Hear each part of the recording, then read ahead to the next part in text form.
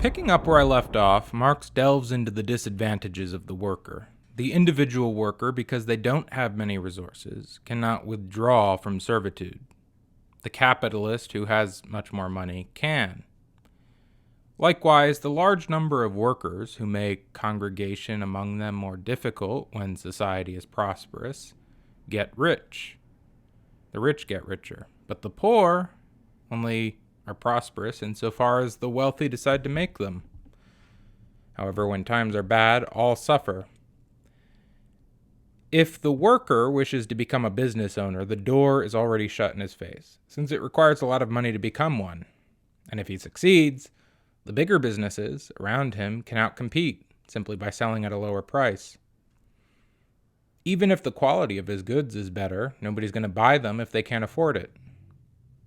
Now, I would argue that small businesses can occasionally outcompete. It's just very difficult, but that could be what Marx is saying. Nonetheless, small businesses have enormous mountains to climb. They pay their workers, the pay of their workers, the distribution of their goods to distant markets, all requires cash, whereas a wealthy business owner can constantly delegate and has no problem expanding. Marx attacks landowners as participating in the degradation of the working class. They charge money for something which no person has a right to keep. They didn't create the land, so why are they able to divide it? It's here, I suppose, Marx departs from Rousseau. Rousseau didn't believe in the complete elimination of property. And yet, interestingly, I think Marx was probably more pragmatic, since to simply give the government a monopoly on the industry, like it had on a couple of other things, would be doing something tried and tested, because the government already had exclusive duties and we'd just be giving it one more. Another idea of Hegel is the notion that might come up later, is the notion of the master-slave relationship. This is an idea developed also by African Americans like Frederick Douglass, W.E.B. Du Bois, and Malcolm X. It's the notion that the act of oppression leads a person to a greater degree of self-identity, but that the desire for life versus freedom causes a conflict, where you end up either excusing your oppression, like a beaten wife, or revolting against it and becoming a fully realized person. Douglass would insinuate that in his rebellion against Covey, and Malcolm X would talk about house slaves and field slaves. Marx would also suggest this in his argument about class consciousness and believe that class consciousness was inevitable. Unless I miss something, which I'm prone to do, in Marx's economic and philosophical manuscripts, he brings up the argument from Contingency. I appreciate this handling of it, although, of course, if you've seen my other videos, you know I disagree with the conclusion. Marx makes the argument that man, in his relationship to man, argument that man is the creation of man, and any indication otherwise is a non sequitur. Man is always the subject of creation, but he goes further, thankfully, because he anticipates the question that I would ask, which, what about man and nature in general?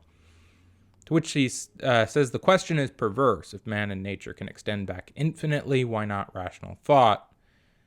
My answer as a theist would be that rational thought in the form of God shouldn't be assumed to be the same. I dealt with this question earlier.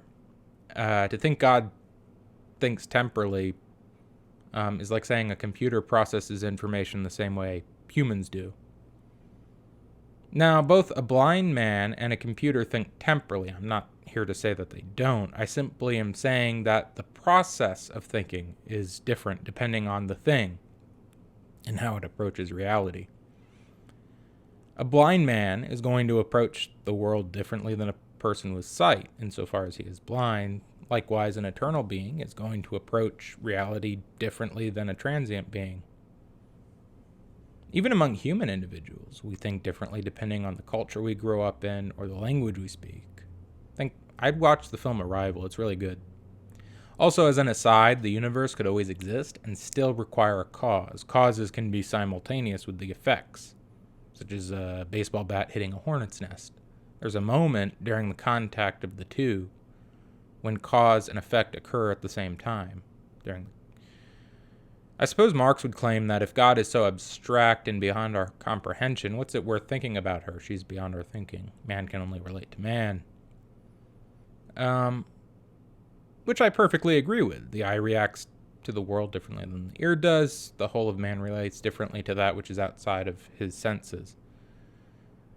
Though I wouldn't abandon our curiosity, at least. It might need to be put on ice for a while till more information becomes available.